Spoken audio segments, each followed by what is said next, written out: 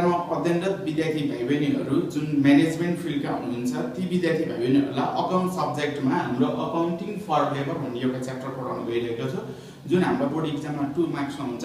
यो 7-8 मिनेटको भिडियो विद्यार्थी भाइबहिनीले इन्डसम्म हेर्नुभयो भने यो अकाउन्टिङ फर लेबर प्रष्ट बुझ्नुहुनेछ भन्ने मैले आश गरेको छु। सो अब यो अकाउन्टिङ फर लेबरमा के हुन्छ, हामी सिधै पढौँ अब विद्यार्थी भाइबहिनीहरू। जस्तै यहाँ अकाउन्टिङ फर लेबर, यसबाट के प्रश्न हुन्छ भने अकाउन्टिङ भनेको हामीले हिसाब किताब गर्ने हो, लेबर भनेको लेबर।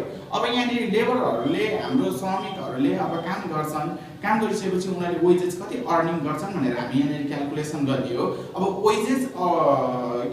वेजेस अर्निङ कति भयो भनेर क्याल्कुलेसन गर्ने हामीसँग दुईवटा मेथडहरू हुन्छ।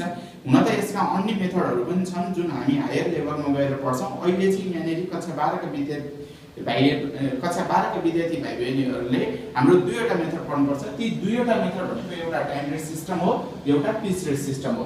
यसलाई सर्टकटमा TRS पनि हामी भन्छौँ, यसलाई सर्टकटमा हामी PRS पनि भन्छौँ। अब हामी टाइम रेट सिस्टम र पिस रेट सिस्टममा फरक के त, कसरी वेजेस क्याल्कुलेसन गर्छौँ यो कुरा नि म प्रश्न पारिदिन्छु। अब टाइम रेट सिस्टम भन्ने बित्तिकै कुनै पनि वर्करले काम गर्छ भने उसले कति समय त्यो काममा बिताए, उसले कति घण्टा काम गर्यो, अब उसको टाइम टेकनको आधारमा हामी उसलाई वेजेस पेड गर्छौँ भने त्यो टाइम रेट सिस्टम हो। If we paid wages to worker according to time टेकनको आधारमा हामीले वेजेस पेड गर्यो भने त्यो हाम्रो टाइम रेट सिस्टम भयो। त्यस्तै गरेर if we paid wages to worker according to volume of output, हामीले भोल्युम अफ आउटपुटको आधारमा वर्करलाई हामीले वेजेस पेमेन्ट गर्यो भने त्यो हाम्रो पिस रेट सिस्टम भयो। अब पिस रेट सिस्टम भन्ने बित्तिकै जस्तै एउटा वर्करले कतिवटा बिस्कुट बनायो, एउटा वर्करले कतिवटा ब्याग बनायो, एउटा वर्करले कतिवटा टोपी बनायो, भन्नुको मतलब उसले कतिवटा भोल्युम अफ आउटपुट उसले प्रोडक्सन कति गरे त्यसको आधारमा हामी वेजेस पेड गर्छौँ भने त्यो पिस रेट सिस्टम भयो। अब आउनुहोस् यसको एउटा इक्जाम्पल हेरौँ। मैले अलरेडी यहाँ व्हाइट बोर्डमा एउटा लेखिराखेको छु। विद्यार्थी भाइबहिनीहरूले आफूसँग भएको ओल्ड इज गोल्ड वा कुनै पनि क्वेसन ब्याङ्क छ भने बोर्ड इक्जाममा सोधिएको एउटा क्वेसन 2076 सेट सी हेर्नुहोस्, त्यहाँ यो क्वेसन भेट्नु हुनेछ। अब यो क्वेसनको कन्सेप्ट बुझौँ है त विद्यार्थी भाइबहिनीहरू। जस्तै यहाँनिर यो क्वेसन त यहाँनिर छ। अब यसको कन्सेप्ट बुझ्नु भन्दा अगाडि टाइम रेट सिस्टम र पिस रेट सिस्टममा कसरी वेजेस क्याल्कुलेसन गरिँदो रहेछ त्यसको फर्मुला हेरौँ विद्यार्थी भाइबहिनीहरू। टाइम रेट सिस्टममा total wages TW, total wages is equal to time taken into per hour rate. त्यस्तै पिस रेट सिस्टममा हाम्रो के हुन्छ भन्दाखेरि total wages is equal to output into per unit rate. अब हेर्नुस् है त फर्मुलाबाट नै प्रष्ट हुन्छ नि यसको डेफिनेसन त। जस्तै कति समय काम गर्यो time taken into per hour rate, 1 घण्टाको ज्याला कति मल्टिप्लाई गर्नुस् समयसँग 1 घण्टाको रेटले मल्टिप्लाई गर्नुस्, वर्करको वेजेस फाइन्ड आउट भयो। त्यस्तै पिस रेट सिस्टममा यसैबाट डेफिनेसन फाइन्ड आउट हुन्छ। हेर्नुस् उसले कतिवटा बिस्कुट बनायो, भोल्युम अफ आउटपुटको नम्बरलाई राख्नुस् इन्टु पर युनिट रेट, एउटा बिस्कुटको ज्याला कति हो एउटा बिस्कुट बनाएको त्यसलाई राख्नुस् मल्टिप्लाई गर्नुस् टोटल वेजेस आयो। अब यसैलाई कन्सिडर भएर अब हामी यहाँ एउटा इक्जाम्पल हेर्छौँ। जस्तै 2076 सेट सी मा के भनिएको छ भन्दा आउटपुट पर आवर 1 घण्टामा 5 वटा बिस्कुट बनाउँछ अरे। Wages rate per hour, wages rate ज्यादाको दर चाहिँ रेट चाहिँ के छ अरे पर आवर 1 घण्टाको 10 रुपैयाँ छ अरे। वर्किङ पर डे, एक दिनमा त्यो वर्करले 7 घण्टा काम गर्छ अरे। वर्किङ डेज पर मन्थ, एक महिनामा कति दिन काम गर्छ भन्दा 25 दिन काम गर्छ अरे। त्यस्तै रिक्वायर्डमा वेजेस फर 1 मन्थ, एक महिनाको वेजेस कति हो भनेर क्वेसनले सोधेको छ। अब यसमा सबैभन्दा मोस्ट इम्पोर्टेन्ट कुरा विद्यार्थी भाइबहिनीले ध्यान दिनुपर्ने, हामीसँग दुईवटा मेथड छ। अब वेजेस फाइन्ड आउट गर्नु पर्यो। यो एउटा वर्करको डाटा हो, यो एउटा वर्करको डाटा हो, बुझ्नु पर्यो। अब एउटा वर्करले जस्तै 1 घण्टामा 5 वटा बिस्कुट बनाउँछ, 1 घण्टा काम गरेको 10 रुपैयाँ कमाउने रहेछ, एक दिनमा उसले 7 घण्टा काम गर्ने रहेछ, महिना दिनभरिमा उसले 25 दिन काम गर्दो रहेछ, उसको वेजेस कति एक महिनाको भनेर क्वेसनले सोध्यो।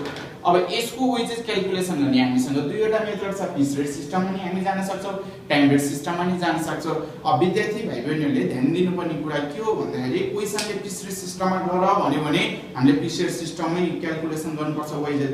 क्वेशनले टाइम रेट सिस्टममा वेजेस क्याल्कुलेसन गर भने पनि हामीले टाइम रेट सिस्टममै वेजेस क्याल्कुलेसन गर्नुपर्छ।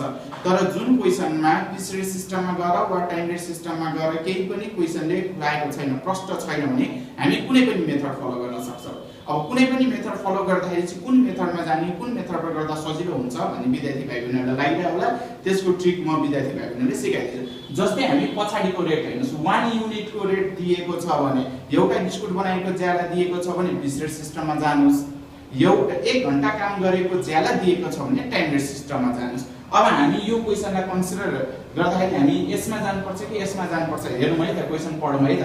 यहाँ हेर्नुस् त विद्यार्थी भाइ बहिनी के भएछ, जस्तै वेजेस रेट पर आवर भनेको छ 1 घण्टा काम गर्दा 10 रुपैयाँ भन्नुको मतलब 1 आवरको रेट दिएको भन्नुको मतलब अब हामी कता जानु पर्यो, टाइम रेट सिस्टममा जानु पर्यो। अब टाइम रेट सिस्टमबाट यसको सोलुसन हेरौँ है त। टाइम रेट सिस्टमबाट यसको सोलुसन गर्दाखेरि फर्मुला हामीसँग यही छ, पर आवरको रेट क्वेशनले त्यो 10 दिएको छ, 10 ल्याउनुस्। अब हामीलाई टाइम टेकन चाहियो, हेर्नुस् त टाइम टेकन। अब उले कति समय काम गर्यो, अब यहाँ वर्किङ नोटमा टाइम टेकन हेर्नुस् त, टाइम टेकन जस्तै 1 दिनमा उले 7 आवर, 1 दिनमा उले 7 घण्टा काम गर्छ भनेछ। महिना दिनभरिमा कति दिन काम गर्दै रहेछ, 25 दिन काम गर्दै रहेछ महिना दिनभरिमा। 1 दिनमा उले कति घण्टा काम गर्ने रहेछ, 7 आवर। अब उसको टोटल आवर क्याल्कुलेसन गर्नुस्। 1 दिनमा 7 घण्टा काम हुन्छ त उसले महिना दिनमा 25 दिन काम गरे त कति घण्टा काम गर्यो, 175 आवर्स। 1 महिनामा उले 175 घण्टा काम गर्यो। हेर्नुस् 175 घण्टा काम गर्यो, 1 घण्टाको कति रुपैयाँ, 10 रुपैयाँ भनेपछि अब मल्टिप्लाई गर्नुस् इन्टु 10 गर्दाखेरि तपाईको सिधै क्याल्कुलेसन हुन्छ 1750 हाम्रो सिधै आयो। हेर्नु उसको वेजेस हामीले टाइम रेट सिस्टममा क्याल्कुलेसन गरौँ। अब विद्यार्थी भाइ बहिनी पछाडीको रेट दियो, त्यही भएर मैले यो टाइम रेट सिस्टममा गई सजिलो भयो। अब होइन विद्यार्थी भाइ बहिनीलाई पिसिआर सिस्टममा गर्न मन लाग्छ भने नि पिसिआर सिस्टममा पनि यसको सोलुसन गर्न सक्नुहुनेछ। अब पिसिआर सिस्टममा यसको सोलुसन गर्दाखेरि सुरुमा त अब हामीले के गर्नुपर्छ भन्दाखेरि विद्यार्थी भाइ बहिनी हेर्नुस् है, पर युनिट रेट दिएको छैन, आउटपुट पनि दिएको छैन। अब आउटपुट क्याल्कुलेसन गर्नुस्। अब आउटपुट कसरी क्याल्कुलेसन गरिन्छ हेर्नु त, 1 महिनामा उले कति घण्टा काम गर्ने रहेछ, 175 घण्टा काम गर्ने रहेछ।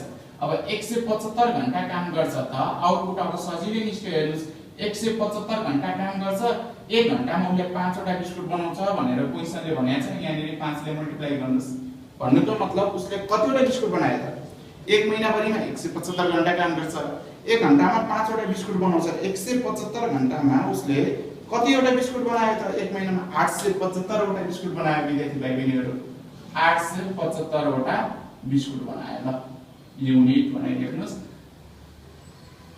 ल 875 वटा बिस्कुट बनायो।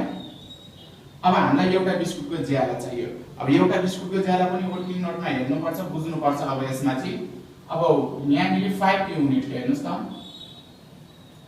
5 युनिट इज इक्वल टु ₹10 गरे मैले। कसरी भन्दाखेरि यसको कन्सेप्ट बुझाइदिन्छु।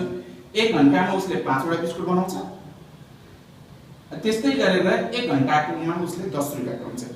जस्तै मैले 1 घण्टा काम गरेर 10 रुपैयाँ कमाउँछु, त्यस्तै गरेर मैले 1 घण्टा 5 वटा बिस्कुट बनाउँछु। यसको मतलब के बुझियो, मैले 5 वटा बिस्कुट बनाएर 10 रुपैयाँ कमाएको भन्ने कुरा बुझियो।